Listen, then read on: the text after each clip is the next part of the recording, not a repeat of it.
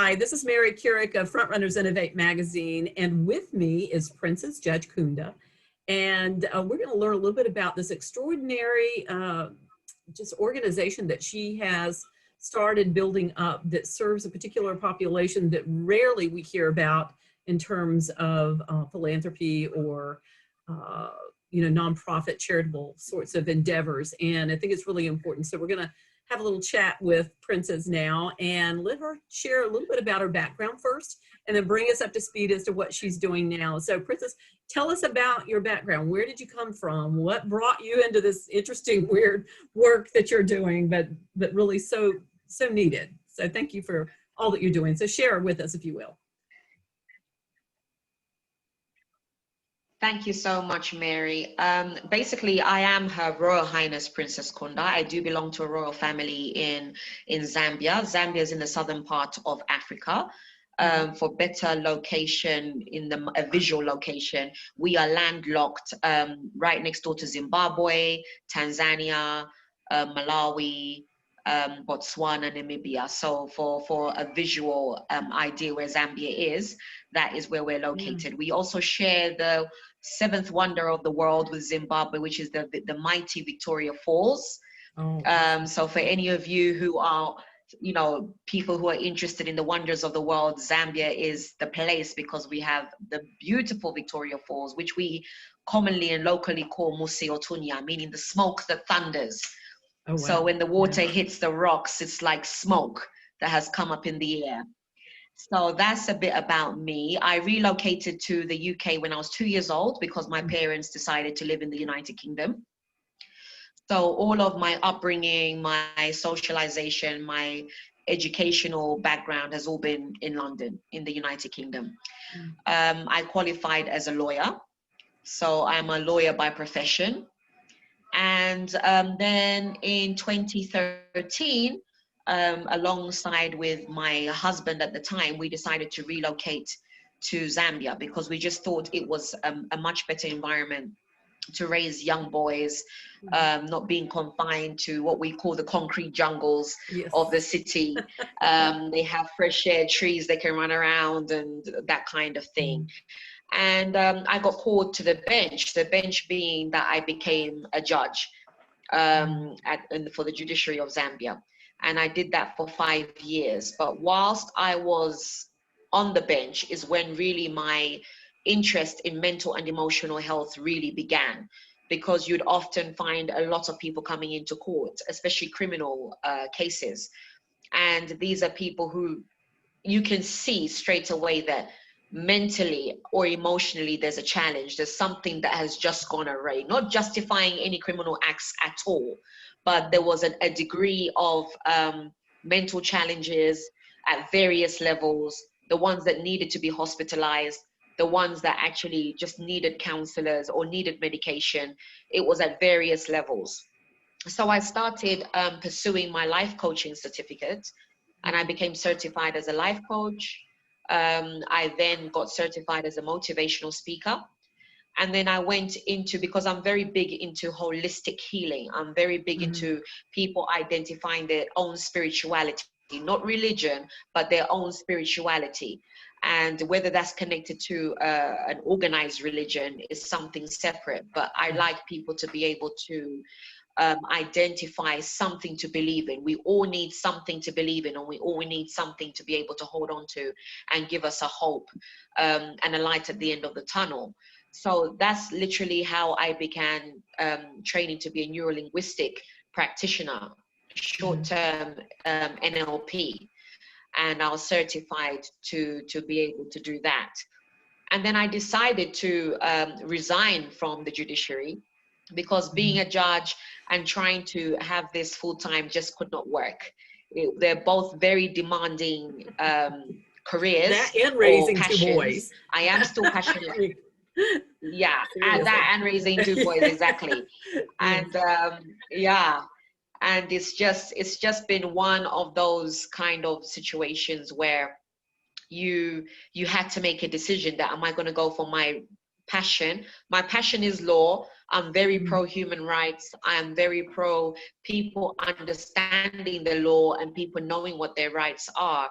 But there was also a mindset that I really was more intrigued in, because I believe that no matter how much information you give someone, if they don't have the mindset to be able to digest it and process it and accept it, it becomes a challenge.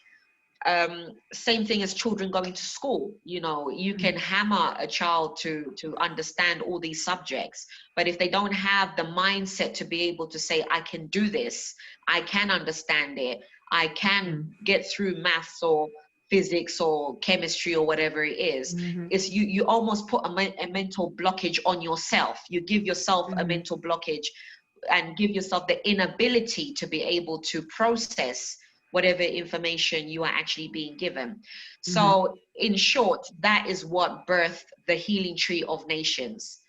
I chose the name the Healing Tree of Nations because throughout my life, everybody always used to call me the Queen Esther story, you know, where somebody just comes and, you know, is brought into a season at such a time as this, you know, where a specific type of mindset, a specific type of intervention is needed to help not just the immediate community, but the world. And when I dug deeper into the meaning of Queen Esther, Esther herself, I then realized that Esther wasn't actually her original name. Her original name was Hadassah, which is a Hebrew name that means a myrtle healing tree. So that's where I got the healing tree, and the myrtle tree is a healing tree. And that's where the Healing Tree of Nations was birthed. Wow. I love that. You mentioned Hadassah. We've got a little gal in, I think she's in Kenya, that has an organization called the Hadassah Institute, and she works with young girls in Kenya. And boy, I'd love to connect her up with you. That's great. I wrote a note down so I can do that later. I love the whole idea of this, and I know that you are currently right now working on putting together a facility, but you hope this to go global, right? I mean, give us the kind of 5-year vision on what you hope to do with this. The 5-year vision was to actually open a holistic healing center that would be able to give people access to whatever tools they need to get their healing. And we call it a holistic healing center because although we're dealing with mental and emotional health on a psychological and psychiatric level as well, we believe very much in the three. For you to be a human being, there's 3 pillars that have to function, and that's the mind, body, and soul. They all have to be in synchronization. They all have to be functioning healthily in order for you to really become the best version of yourself. So we don't only deal with the mind, we also deal with your body, your wellness, your health, your physical health, as well as your mental health. We deal with your emotional health. We have yoga practitioners who are people who are deep into not only the yoga, the exercise aspect of yoga, but also the spiritual aspect, the meditating, the being able to find your peace, your zen, your center. We also deal with the churches, the Christian churches. We also work in collaboration with the mosques. We work in collaboration with Judaism and Buddhism and all these different organized religions who have aspects in their religions that speak to you at whichever place you may be at. So if you're a client of ours, and you decide that you need medication because maybe you're bipolar, for example. So you have to be on a certain amount of medication. We will also give you the opportunity to say, do you want exercise? Do you want Tai Chi? Do you want yoga? Do you want arts? Do you want dance? Do you want music? Do you want whatever you feel you need that can assist your healing journey? We do that so that your 3 pillars are balanced out, because sometimes we can focus so much on the mind, we forget about the body, and vice versa. You think so much about the body, you get your nips and tucks, your Botox, your cosmetic surgery, you're exercising in the gym, you know, you're killing yourself on diets, but then your mind has been neglected. So we're trying to bring an equilibrium, a balance. And that's what the healing center is about. Now, we found land here in Zambia. So we want to actually start building this healing center where everything can be found in one place. We also need it to be very a confidential kind of an environment where basically people feel safe. Yeah, they feel privacy. secure to open themselves up. They feel safe to be able to privacy. They feel like not the whole world is watching them. So that's a reason why we've actually picked a piece of land that's quite away from the main town, but it's reachable as well. But it's got trees, it's got greenery, it's got rivers, it's got everything that you basically would need to be a whole person and to get your peace. How are you operationally doing? I mean, you say you've got the land kind of picked out, but from an operational standpoint, are the people that will come to the facility, are they paying a fee, or tell me how that works out from a business model standpoint, if you will? What we do is that they do pay a fee. Right now, the way we are operating because of the coronavirus, everything is online anyway. It's Zoom, just like the way we're having this conversation because of Corona purely. But the sessions are fee paying. But what we actually want to do is for the people who are not able to pay for the facilities, we want to place ourselves in such a position where they can still access it. We don't want to exclude them because there's so many people out there who were working, who were holding down a job. Their income was great, businesses was flowing, and because of the coronavirus, that's just gone down the toilet. But they still need the help, they still need the assistance. So we want to position ourselves in such a way where we can do pro bono, we can do work for the community, for individuals who really need it, and that's basically what we're trying to achieve. So there's some basic services available now while you're getting ready to build the facility for anybody who might be in need. So can you give me, paint me a picture or give me an example of maybe somebody that would be ideal for coming to the facility, or at least accessing the online facilities, and how might they do it? They can come onto our Facebook page. We're on Facebook. And they can just look for Healing Tree of the Nations. And it will have all our email addresses there, our telephone numbers are there, and so on and so forth. So they'll be able to contact us via that. Awesome. So from a global standpoint, how do you expect to expand beyond this? I mean, I can understand how it would easily, quickly grow in Zambia. But what kind of partnerships might you be looking for so that you can grow and expand into a global presence? Oh, definitely. We would definitely want to expand. Within 5 years, agenda is to have branches all over the world. And we would love to be able to collaborate with people who are like-minded. Maybe there's some counselors out there, there's some therapists out there, psychiatrists, psychologists who would want to join in, and maybe they have a facility already, or maybe they have a presence in the mental and emotional health networking and communities where they can actually, do a flagship and say, look, we're starting this Healing Tree of Nations in London, in Aberdeen, United States, wherever, so that the message expands to say mental and emotional health is real. It happens to the best of us, the strongest of us. It's not a weakness, it's not a disease, it's something that can be controlled, it's something that can be can be managed with the right resources, the right help, and the right support system. You can do it, you can get through it. Yeah, it's important to have that support mechanism, or at least the options that are presented to you, because when you see no option, you can see that there's helplessness that takes over, and then there's depression. And from depression, if left unattended or untreated, can spiral you down into just the worst places. And that's just not Yeah. something that, you know, And that what feels comfortable for me when we know that there are resources out there that we can put forward, is, you know, to be able to try to help people. exactly. And Yeah. what I found so key as well in with through our clients, I found really important is it's not just the individual who needs the support and the help.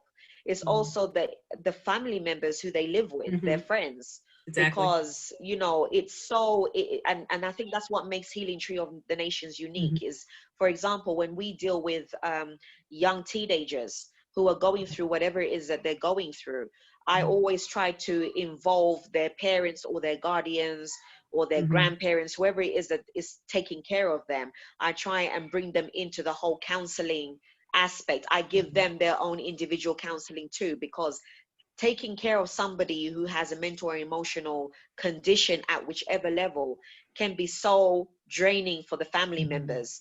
um, they don't, half the time they don't know what to do, and half the time they don't have anybody to scream to either, to say, well, Yeah. you know, I'm so tired, I'm so drained, I'm so frustrated. They have no one to vent to. So it's Mhm. important that that's where the whole holistic healing comes from. It's everybody that needs it, not just the Mhm. individual. You have to empower others to help the individual. I cannot agree more. I mean, my mother had a mental illness that got worse as she got older, and I do remember when I was helping out with her care towards the end of her life, the last couple of years of her life, that it got extreme, and it was debilitating. It was frustrating. It was sad because I felt like she was not living her best life at that point, and I felt helpless for not knowing what Yeah. tools to bring to the table. And so I was in a position where I could work with the local hospital and start a caregiver support group for people who are caregiving people with any form of mental illness, even to the point of memory diseases like dementia and Alzheimer's and things like that. And we, Yeah. you know, my aim was to bring resources to the group so that they would know, they would, you know, it's great to have that time to chat with each other and feel camaraderie and fellowship and know that we're not alone. But at the same time, you're hungry for, give me some answers, you know, help me find some kind Yeah. of community solution that I know I can put in front of people. If not for a support group, I would not have known of a free resource to get a psychological evaluation on my mother at the time. I would have never known that if I had not been Yeah. in a setting where somebody mentioned it. And I went, whoa, whoa, whoa, wait, tell me what that was again, so I can write it Exactly. down. And it was those people that helped me make that connection, that they, together with myself, are the ones that started that support group for the caregivers. So I can highly recommend that even if you're, you know, if you're listening and you are the caregiver of someone, don't hide. And it's not just about the person who is suffering, because honestly, you're in it too. So yeah, That's definitely make right. yourself That's available, right. whatever is, you know, is extended to you as far as a resource. This is great, Princess. You know, I think that a lot of people need to know about this, and I've written some notes. Actually, I've written some names to connect to you Fantastic. in your neck of the woods. So I think this is terrific, and I look forward to seeing how you're going to grow. And I'd offer an Yeah. opportunity as you get moving along. We're in 2021, as we're sitting here, it's December, right before Christmas in 2020. And in 2021, we're going to break off a section of our magazine and give certain organizations that we want to have that alliance with an area to post about their events, any kind of activities that they're doing on a regular basis. So it's kind of like their place for a newsletter if they wish to have it. I would like to extend that to Sure. you, because I feel like getting that information out in Africa, because it'll be an Africa-centric section, because we do a lot with different places in Africa, and as far as projects, educational, entrepreneurship, and so forth. What you're doing, I think, would hit a belief system for all of my advisory board members. And so I think that if we can offer you that space and you're willing to share with us, we can certainly put that in that section of the magazine and roll it forward throughout the 160 countries or so that we get viewers from.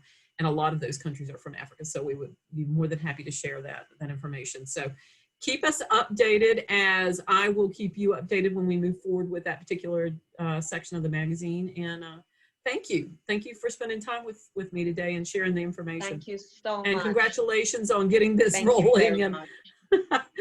and doing all that you're doing. We'll get there eventually. Yeah. Thank you Yeah. so much for your time, Mary. It was awesome. You're welcome. Yes. Thank you.